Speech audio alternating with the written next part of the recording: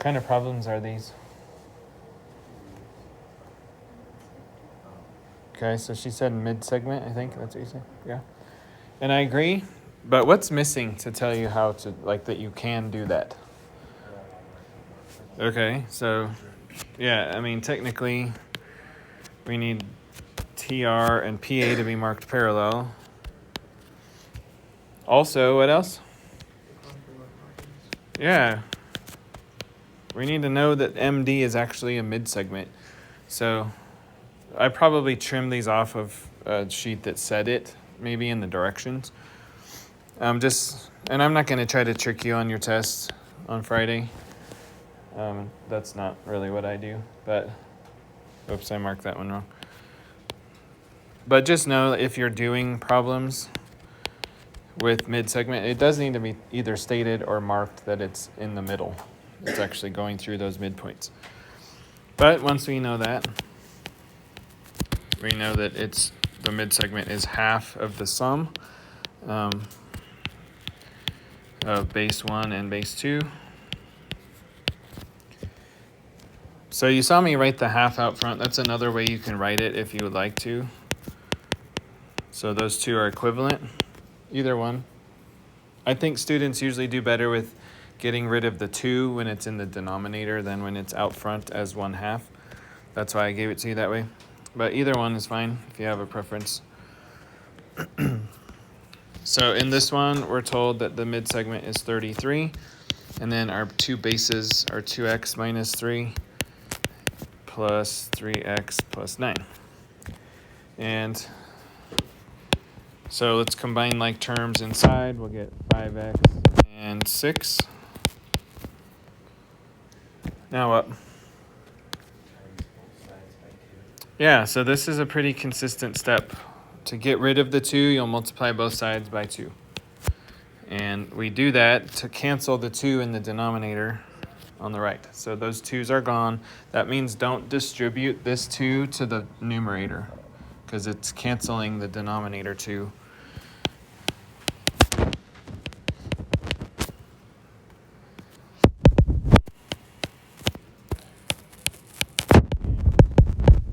Do our usual steps. And we'll get x equals 12. Okay, this one asks us for x, but also for TR and PA. So for TR, 2 times 12 minus 3 is 21. And PA, 3 times 12 plus 9 is 45. And then you could check, you could add those together and make sure that 33 is half of them. And so 45 plus 21 is 66. And we're all good. Next one, similar idea, only this time we have the x also on the left side. Then we're just adding our bases and dividing by 2. And with this, there is a caution similar to before. This one will become 24x plus 16. How do we get rid of that 2? Same, yeah, multiply by 2. It cancels on the right side. But here's the caution. We do need to multiply the left side by 2. But if you just stick a 2 like that out front, only the 20x will be multiplied by 2. So you have to be sure to put parentheses around that expression so that both things get multiplied by 2. Otherwise, your answer will be off.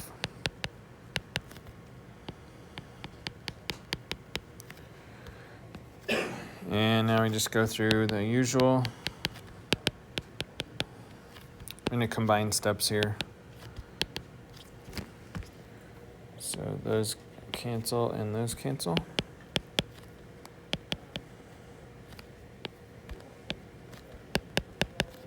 All right, what is 8 divided by 16?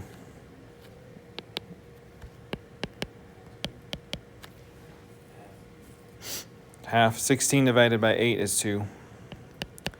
But 8 divided by 16 is a half. Okay, and then plug those in. So TR this time, 24 times 1/2 plus 6 is 18. And then 20 times 1/2 plus 4 is 14. So we can check, it's pretty fast to check. If this is 18 and this is 10, so that adds up to 28. 14 is half of that, so all good. Hold up how many you got correct. There's 6 answers, so hold up how many you got out of 6 answers.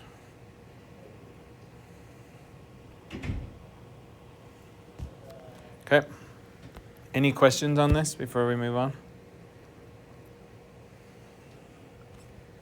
Cool. All right, grab your homework paper. And we just did 8, 9, and 10. Should have been pretty fast. I just wanted you looking over the trapezoid stuff before today. So number 8, sometimes these can trick students, and it's not meant to do that, but there are 3 expressions with x, but we only use 2 of them. So you've got to make sure you're basing your equations on actual relationships. And so in this case, the x minus 1 doesn't actually matter. It's not part of the problem.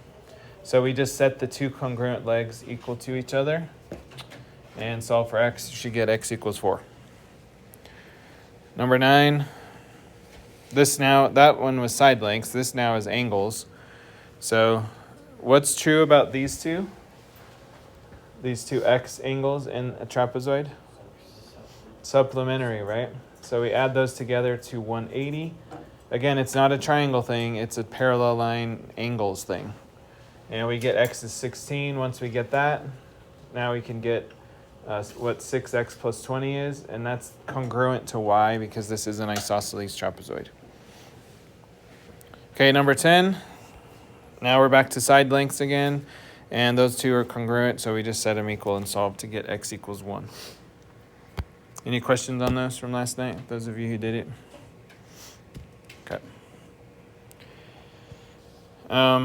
One more thing on trapezoids, so you can put it here or just in your regular notes, either one.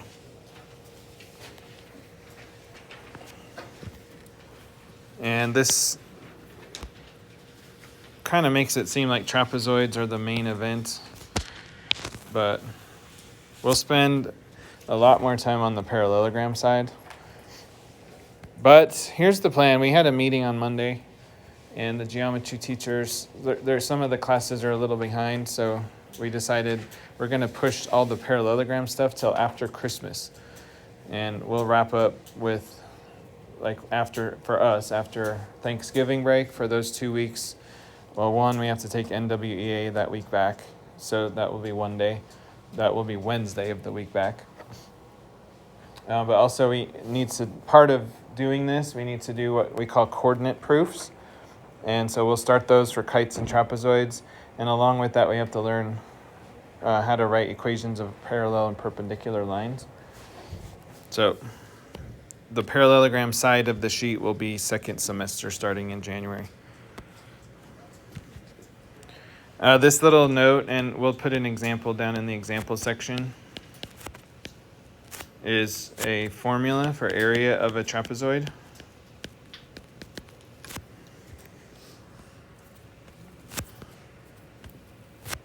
So we need some random trapezoid picture.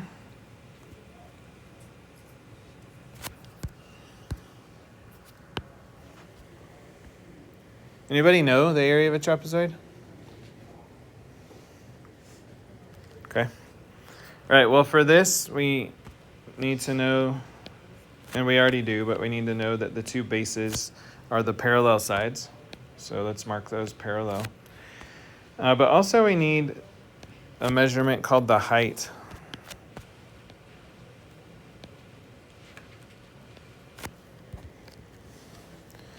And honestly, I'm going to scoot mine over right here and put a right angle right there, because sometimes you'll use the Pythagorean theorem to calculate the height in these problems.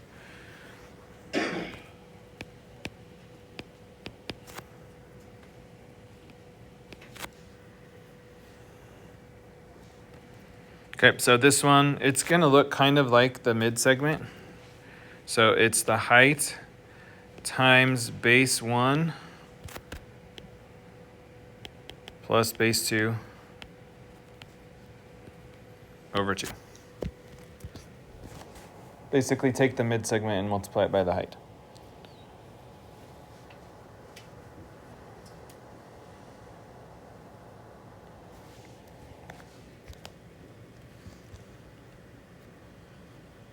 So I also want to give you an example of this down here.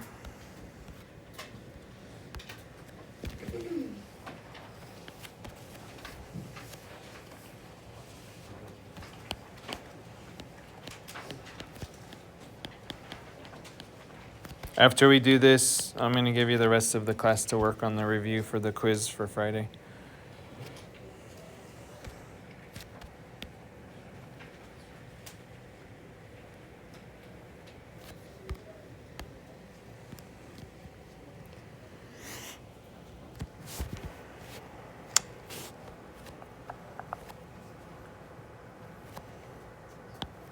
Okay.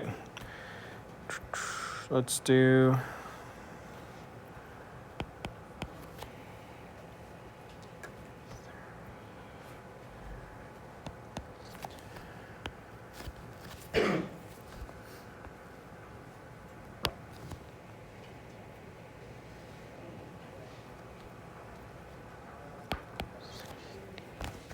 Hold on, let me change that.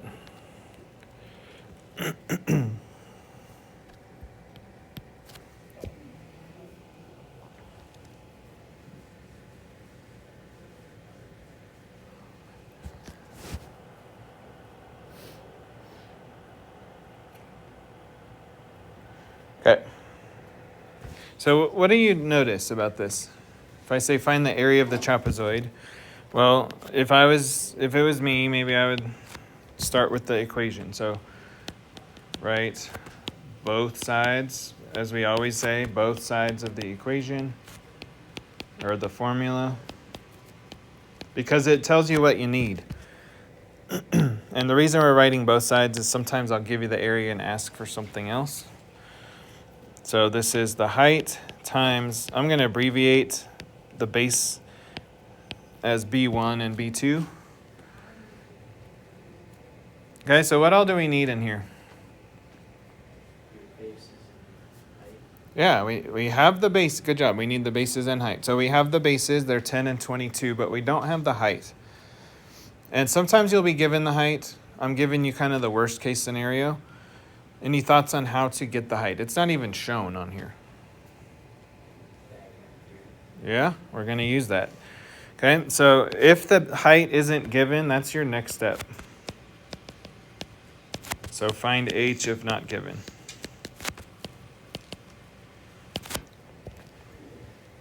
Well, like I said, it's not even shown on here. So let's at least give ourselves a chance by putting it in here.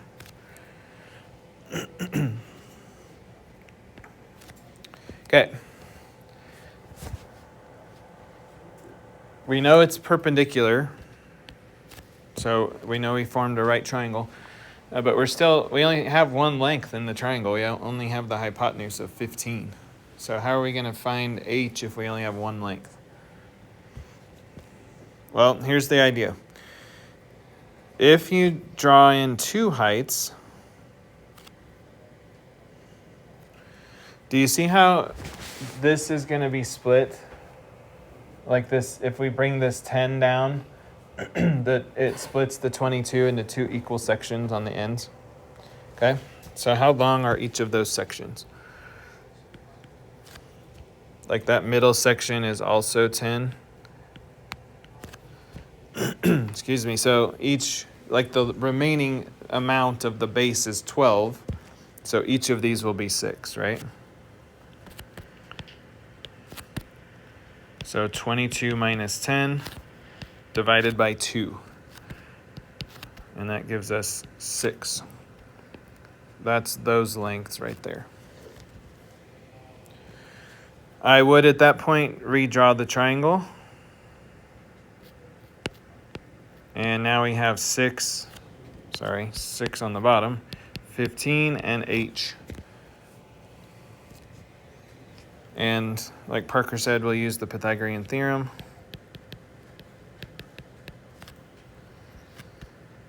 Which one is C?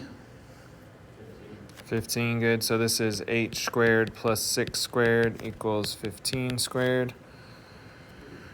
And, oops.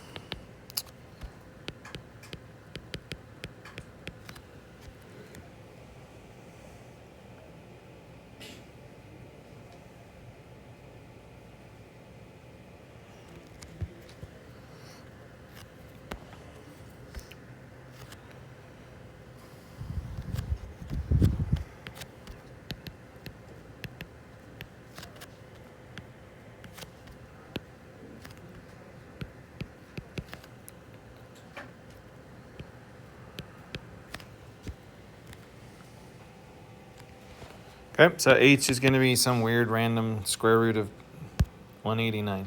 For this, I'm going to use the decimal. And we'll get 13.7. Okay. Now we have all that we need for our area. So now we take that up here and plug it in. So 13.7 times 10 plus 22 over 2. And we just do that. You can punch that whole thing in on a calculator. I'm going to show this being plugged in up here. Plug in for H.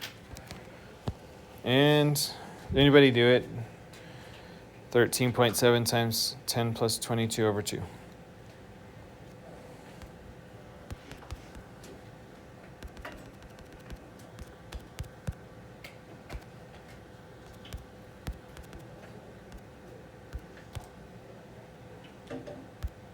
So 219.2. And units squared since it's an area. Okay, so the area part is easy typically, but sometimes finding h can be a little bit of a pain. Any questions on that one? Okay. I think one of the key steps there is seeing that we can drop a height on both corners, and then it splits the two sides equally. So we actually have data to work with to find the height. All right, let me give you a quick heads up on what's on your test, on your quiz. I keep calling it a test, but it's just a quiz. It'll feel a little bit long, however. You know what? I think I'll just show you. So,